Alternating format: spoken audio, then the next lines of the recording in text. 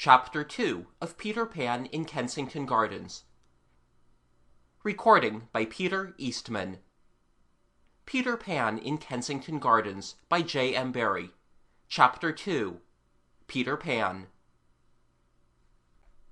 If you ask your mother whether she knew about Peter Pan when she was a little girl, she will say, "Why, of course I did, child."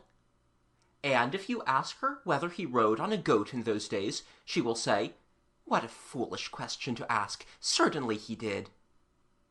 Then, if you ask your grandmother whether she knew about Peter Pan when she was a girl, she also says, "Why, of course I did, child." But if you ask her whether he rode on a goat in those days, she says she never heard of his having a goat. Perhaps she has forgotten, just as she sometimes forgets your name and calls you Mildred, which is your mother's name. Still, she could hardly forget such an important thing as the goat. Therefore, there was no goat when your grandmother was a little girl. This shows that in telling the story of Peter Pan, to begin with the goat, as most people do, is as silly as to put on your jacket before your vest. Of course, it also shows that Peter is ever so old, but he is really always the same age, so that does not matter in the least. His age is 1 week, and though he was born so long ago, he has never had a birthday, nor is there the slightest chance of his ever having one. The reason is that he escaped from being a human when he was 7 days old. He escaped by the window and flew back to the Kensington Gardens.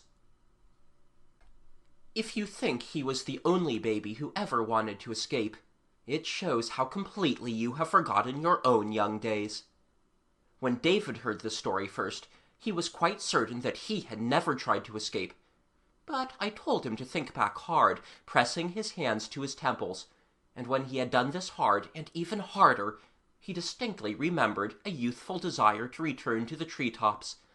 And with that memory came others, as that he had lain in bed planning to escape as soon as his mother was asleep, and how she had once caught him halfway up the chimney.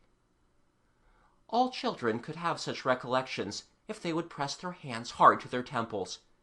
For, having been birds before they were human, they are naturally a little wild during the first few weeks, and very itchy at the shoulders where their wings used to be. So David tells me. I ought to mention here that the following is our way with the story. First, I tell it to him, and then he tells it to me, the understanding being that it is quite a different story.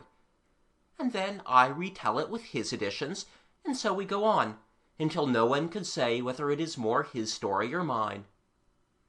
In the story of Peter Pan, for instance, the bald narrative and most of the moral reflections are mine, though not all, for this boy can be a stern moralist. But the interesting bits about the ways and customs of babies in the bird stage are mostly reminiscences of David's, recalled by pressing his hands to his temples and thinking hard. Well, Peter Pan got out by the window, which had no bars. Standing on the ledge, he could see trees far away, which were doubtless the Kensington Gardens, and the moment he saw them, he entirely forgot that he was now a little boy in a nightdress, and away he flew, right over the houses to the gardens. It is wonderful that he could fly without wings, but the place itched tremendously, and perhaps we could all fly if we were as dead confident sure of our capacity to do it as was bold Peter Pan that evening. He alighted gaily on the open sward between the baby's palace and the Serpentine, and the first thing he did was to lie on his back and kick. He was quite unaware already that he had ever been human, and thought he was a bird, even in appearance, just the same as in his early days. And when he tried to catch a fly, he did not understand that the reason he missed it was because he had attempted to seize it with his hand, which, of course, a bird never does. He saw, however, that it must be past lockout time, for there were a good many fairies about, all too busy to notice him. They were getting breakfast ready, milking their cows, drawing water, and so on, and the sight of the water pails made him thirsty, so he flew over to the round pond to have a drink. He stooped and dipped his beak in the pond. He thought it was his beak, but of course it was only his nose, and therefore very little water came up, and that not so refreshing as usual. So next he tried a puddle, and he fell flop into it.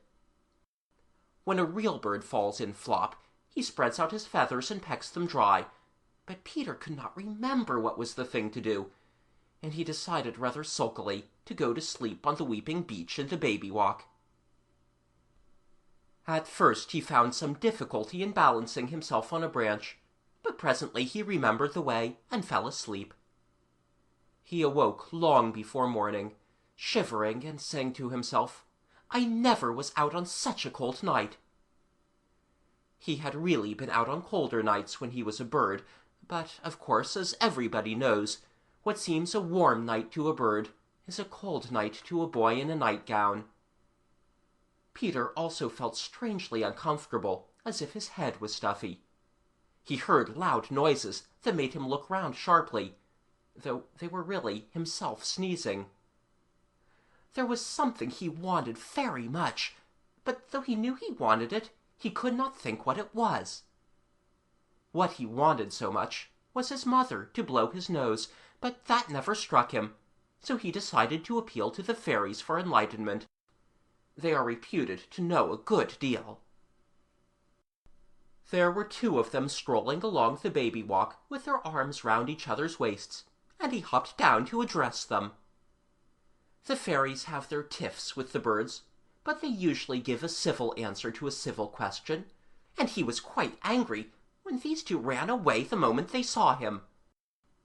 Another was lolling on a garden chair, reading a postage stamp which some human had let fall, and when he heard Peter's voice, he popped an alarm behind a tulip. To Peter's bewilderment, he discovered that every fairy he met fled from him. A band of workmen who were sawing down a toadstool rushed away, leaving their tools behind them. A milkmaid turned her pail upside down and hid in it. Soon the gardens were in an uproar. Crowds of fairies were running this way and that, asking each other stoutly who was afraid. Lights were extinguished, doors barricaded, and from the grounds of Queen Mab's palace came the rub-a-dub of drums, showing that the royal guard had been called out. A regiment of lancers came charging down the broad walk, armed with holly leaves, with which they jagged the enemy horribly in passing. Peter heard the little people crying everywhere that there was a human in the gardens after lockout time. But he never thought for a moment that he was the human. He was feeling stuffier and stuffier, and more wistful to learn what he wanted done to his nose, but he pursued them with the vital question in vain. The timid creatures ran from him, and even the lancers, when he approached them up the hump, turned swiftly into a sidewalk, on the pretense that they saw him there. Despairing of the fairies, he resolved to consult the birds, but now he remembered, as an odd thing, that all the birds on the weeping beech had flown away when he alighted on it, and though this had not troubled him at the time, he saw its meaning now. Every living thing was shunning him. Poor little Peter Pan! He sat down and cried, and even then he did not know that, for a bird, he was sitting on his wrong part. It is a blessing that he did not know, for otherwise he would have lost faith in his power to fly, and the moment you doubt whether you can fly, you cease forever to be able to do it. The reason birds can fly and we can't is simply that they have perfect faith, for to have faith is to have wings. Now, except by flying, no one can reach the island in the Serpentine, for the boats of humans are forbidden to land there, and there are stakes round it standing up in the water, on each of which a bird sentinel sits by day and night. It was to the island that Peter now flew to put his strange case before old Solomon Caw, and he alighted on it with relief, much heartened to find himself at last at home, as the birds call the island. All of them were asleep, including the sentinels, except Solomon, who was wide awake on one side, and he listened quietly to Peter's adventures, and then told him their true meaning. "Look at your nightgown if you don't believe me," Solomon said, and with staring eyes Peter looked at his nightgown, and then at the sleeping birds. Not one of them wore anything. "How many of your toes are thumbs?" said Solomon, a little cruelly, and Peter saw to his consternation that all his toes were fingers. The shock was so great that it drove away his cold. "Ruffle your feathers," said that grim old Solomon, and Peter tried most desperately hard to ruffle his feathers, but he had none. Then he rose up quaking, and for the first time since he stood on the window ledge, he remembered a lady who had been very fond of him. "I think I shall go back to Mother," he said timidly. "Goodbye," replied Solomon Caw with a queer look. But Peter hesitated. "Why don't you go?" the old one asked politely. "I suppose," said Peter huskily, "I suppose I can still fly." You see, he had lost faith. "Poor little half and half," said Solomon, who was not really hard-hearted. "You will never be able to fly again, not even on windy days. You must live here on the island always." "And never even go to the Kensington Gardens?" Peter asked tragically. "How can you get across?" said Solomon. He promised very kindly, however, to teach Peter as many of the bird ways as could be learned by one of such an awkward shape. "Then I shan't be exactly a human?" Peter asked. "No." "Nor exactly a bird?" "No." "What shall I be?" "You will be a betwixt and between," Solomon said. And certainly he was a wise old fellow, for that is exactly how it turned out. The birds on the island never got used to him. His oddities tickled them every day, as if they were quite new, though it was really the birds that were new. They came out of the eggs daily, and laughed at him at once. Then off they soon flew to be humans, and other birds came out of other eggs, and so it went on forever. The crafty mother birds, when they tired of sitting on their eggs, used to get the young ones to break their shells a day before the right time by whispering to them that now was their chance to see Peter washing or drinking or eating. Thousands gathered round him daily to watch him do these things, just as you watch the peacocks, and they screamed with delight when he lifted the crusts they flung him with his hands instead of in the usual way with the mouth. All his food was brought to him from the gardens, at Solomon's orders, by the birds. He would not eat worms or insects, which they thought very silly of him. So they brought him bread in their beaks. Thus, when you cry out, "Greedy, greedy," to the bird that flies away with the big crust, you know now that you ought not to do this, for he is very likely taking it to Peter Pan. Peter wore no nightgown now. You see, the birds were always begging him for bits of it to line their nests with, and being very good-natured, he could not refuse. So by Solomon's advice, he had hidden what was left of it. But, though he was now quite naked, you must not think that he was cold or unhappy. He was usually very happy and gay, and the reason was that Solomon had kept his promise, and taught him many of the bird ways. To be easily pleased, for instance, and always to be really doing something, and to think that whatever he was doing was a thing of vast importance. Peter became very clever at helping the birds to build their nests. Soon he could build better than a wood-pigeon, and nearly as well as a blackbird, though never did he satisfy the finches, and he made nice little water troughs near the nests, and dug up worms for the young ones with his fingers. He also became very learned in bird lore, and knew an east wind from a west wind by its smell, and he could see the grass growing and hear the insects walking about inside the tree trunks. But the best thing Solomon had done was to teach him to have a glad heart. All birds have glad hearts unless you rob their nests. And so, as they were the only kind of heart Solomon knew about, it was easy to him to teach Peter how to have one. Peter's heart was so glad that he felt he must sing all day long, just as the birds sing for joy.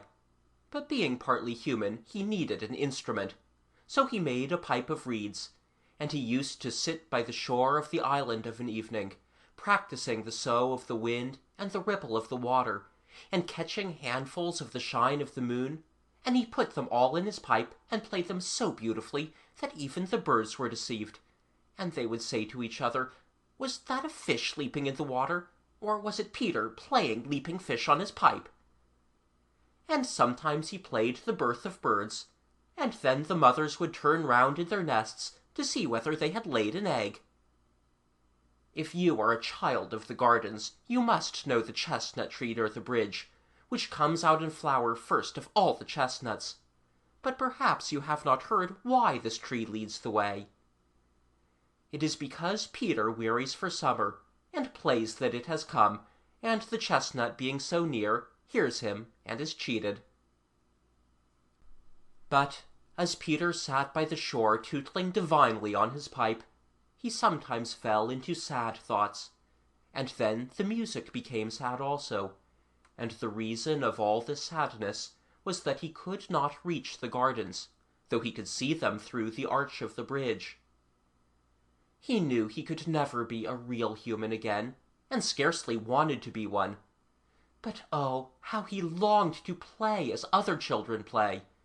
And of course there is no such lovely place to play in as the gardens. The birds brought him news of how boys and girls play, and wistful tears started in Peter's eyes. Perhaps you wonder why he did not swim across. The reason was that he could not swim. He wanted to know how to swim, but no one on the island knew the way except the ducks, and they are so stupid. They were quite willing to teach him, but all they could say about it was, "You sit down on the top of the water in this way, and then you kick out like that." Peter tried it often, but always before he could kick out, he sank. What he really needed to know was how you sit on the water without sinking, and they said it was quite impossible to explain such an easy thing as that. Occasionally swans touched on the island, and he would give them all his day's food, and then ask them how they sat on the water. But as soon as he had no more to give them, the hateful things hissed at him and sailed away. Once he really thought he had discovered a way of reaching the gardens. A wonderful white thing, like a runaway newspaper, floated high over the island, and then tumbled, rolling over and over after the manner of a bird that has broken its wing. Peter was so frightened that he hid, but the birds told him it was only a kite, and what a kite is, and that it must have tugged its string out of a boy's hand and soared away. After that, they laughed at Peter for being so fond of the kite. He loved it so much that he even slept with one hand on it. And I think this was pathetic and pretty, for the reason he loved it was because it had belonged to a real boy. To the birds, this was a very poor reason, but the older ones felt grateful to him at this time because he had nursed a number of fledglings through the German measles, and they offered to show him how birds fly a kite.